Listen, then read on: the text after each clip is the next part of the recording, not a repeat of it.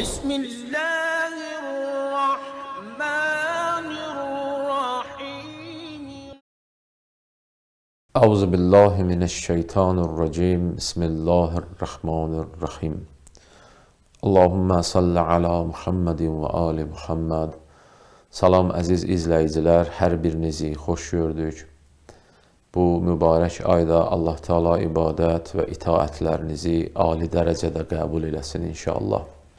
Ümumiyyətlə, bu 8 ayə ki biz keçən cələsə və bu cələsəmizdə oxuduq, burada Allah Teala münafiqlərin 10 nişanəsini qeyd elədi. Nəticə olaraq mən bunu deyim.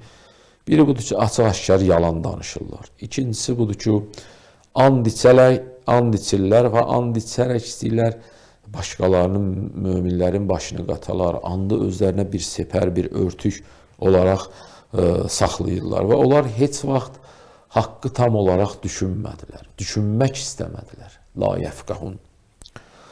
Onlar həmişə zahirləri çalışdılar, gözəl saxlayalar, dillərini, məsələn, o yağlı dil, belə deyək, saxlayalar, amma özləri bir quru ağaca Allah onlara oxşatdı.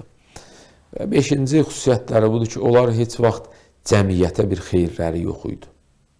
Onlar bir quru ağaca bənzədir ki, Allah Teala onlar cəmiyyətə heç vaxt xeyirləri olmadı. 6-cı həmişə bədgüman idilər və bir hadisə baş verdikdə tez qorxurdular ki, birdən xəyanətlərinin üstü açılar. 7-ci olaraq deyərdik ki, bu xüsusiyyət idi. Onlar həmişə haqqı lağa, məsxərəyə qoyurdular. Ləvvav ruusəhum. Başlarına deyirlər ki, boş verin. Peyğəmbər nə deyir? Boş verin. Və 8-ci onlar fasıq idi. Fisk, fücur onlarda çox idi. 8-ci və 9-cu olaraq özlərini hər bir şeyin sahibi bilirdilər və özlərindən başqalarını möhtac bilirdilər. Və 10-cu sifət olaraq bu ayələrdən istifadə olunur ki, onlar özlərini əziz sayırdılar, möminləri zəlil hesab edirdilər. Elə onların da ən böyük səhvləri elə bu hərəkətlərində idi.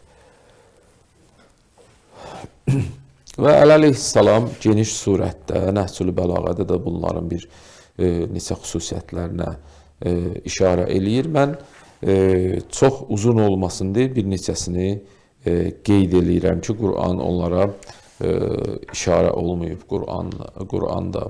Biri buydu ki, onlar öz hədəflərinə çatmaq üçün həmişə mallarını çox baha qiymata satırdılar. Elə bir qiymata satırdılar ki, möminlərin imkanı olmasın onu almağa. Və özlərini həmişə haqq olaraq cilvə verirdilər və başqalarını batil.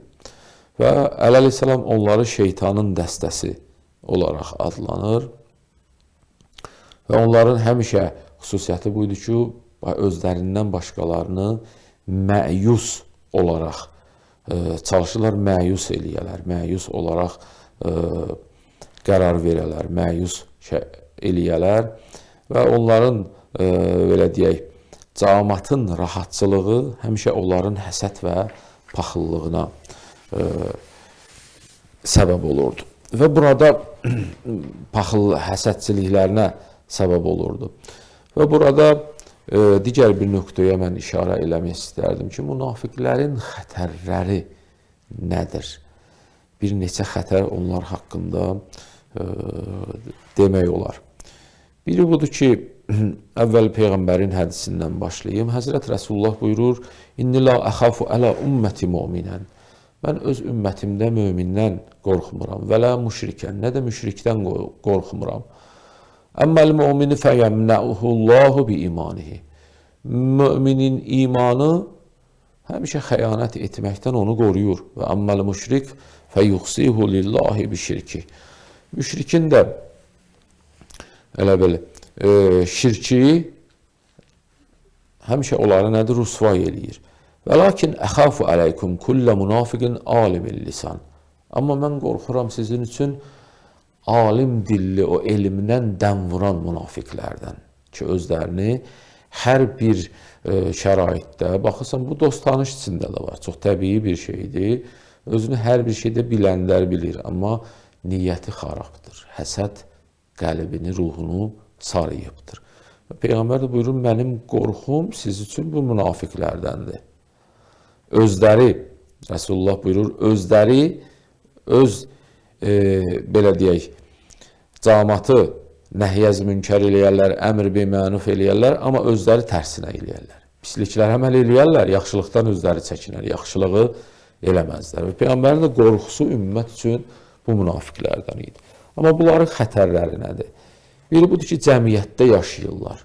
Bütün sirlərə agahdılar. Həqiqətən xətərlidir. Cəmiyyətdə yaşayır, bütün sirlərə agahdılar.